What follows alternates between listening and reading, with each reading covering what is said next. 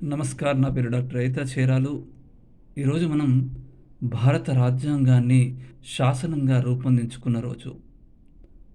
1949 November 26 ఇది. January 26 అనేది republic day.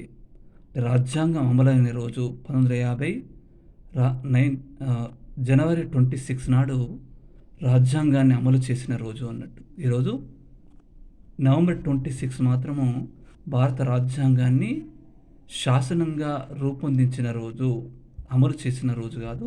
దానికి దీనికున్న డిఫరెన్స్ ఇది.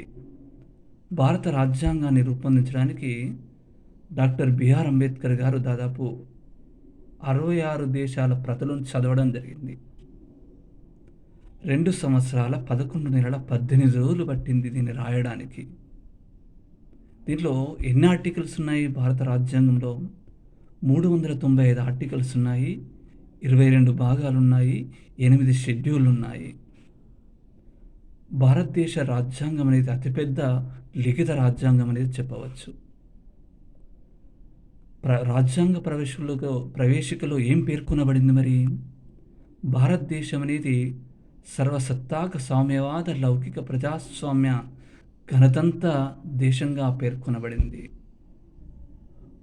పౌరులందరికీ సాంఘిక, ఆర్థిక, రాజకీయ న్యాయాన్ని ఇవ్వాలని పేర్కొనడం జరిగింది.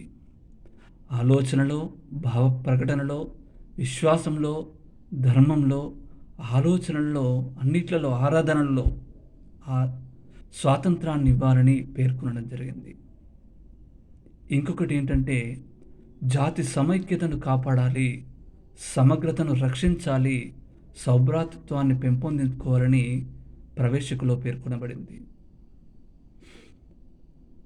ధన్యవాదాలు. Thank you very much.